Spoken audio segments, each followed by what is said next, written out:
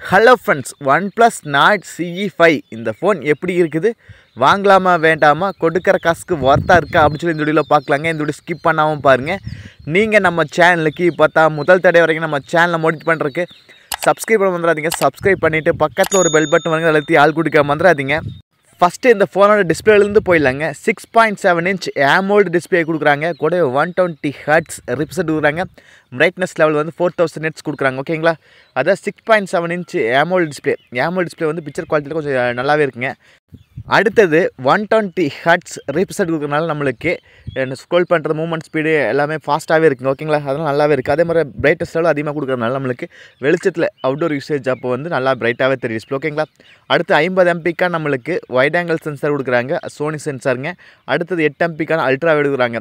நாம் 4K video 30 episode shoot பண்ணிக்க முடியுங்க பிரைமரி கேமரா வச்சு. ஓகேங்களா, நம்மளுக்கு வித் OIS சப்போர்ட்டும் இருக்குது, EIS சப்போர்ட்டும் இருக்குது. ஓகேங்களா, அது வந்து அதாவது இமேஜ் ஃபோட்டோஸ் எல்லாத்தையுமே நம்ம சேக்காகாமல் கொடுக்குறக்காக தான் அந்த இது வச்சுருக்காங்க. ஓகேங்களா, அடுத்து ஃப்ரண்ட்டில் 16 MPக்கான செல்ஃபி கேமரா கொடுக்குறாங்க. அதில் வந்து 1080p நம்ம 60 எபிசோட் ஷூட் பண்ணிக்க முடியுங்க.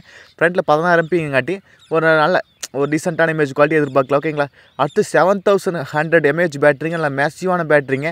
அதை ஃபுல்ஃபில் பண்ண 80 வாட்டுக்கான ஃபாஸ்ட் சார்ஜ் கொடுக்குறாங்க. ஓகேங்களா, 7100 mAh அப்படிங்கிறதுனால நம்மளுக்கு வந்து கண்டிப்பாக 1.5 நாள் தாராளமாக சார்ஜ் நிற்கிங்க. ஒரு நல்ல பவர்ஃபுல்லாகவே இருக்குது. அது சொல்கிற இந்த செக்மெண்ட்டில் ஒரு கேமிங்காக கொண்டு வந்தாப்பில் இருக்குது. ஓகேங்களா, ஏன்னா கேம் விளையாடுறது அதிகமாக பேட்டரி ஹெல்த் தேவைப்படும். அதே போல் தாங்க. அடுத்தது 8GB RAM வேரியன்ட் இருக்குதுங்க. 256GB இன்டர் ஸ்டோரேஜ் மொபைலும் இருக்குதுங்க. 8GB 128 இருந்தாலும் அது வந்து இந்தியன் மார்க்கெட்டில் 22,000 வர அதிக வாய்ப்பு இருக்குதுங்க. 8+250 வந்து கண்டிப்பாக 25, 26 அந்த ரேஞ்சில் போக அதிக வாய்ப்பு இருக்குதுங்க. ஓகேங்களா, அடுத்து இதோட ப்ராசஸ் MediaTek Dimensity 8350 அப்படிங்கிற ஒரு பவர்ஃபுல்லான ப்ராசஸ்ங்க. இந்த செக்மெண்ட்டில் ஒரு நல்ல பவர்ஃபுல்லாகவே இருக்குது. ஓகேங்களா, இவங்க வந்து under 30K, under 20K, under 25K அப்படின்னு சொல்லி 3 செக்மெண்ட்லேயும் ஒவ்வொரு ஃபோன் லான்ச் பண்ண போகிறாங்க. இது வந்து 25Kக்குள்ளே வரப்போகுதுங்க.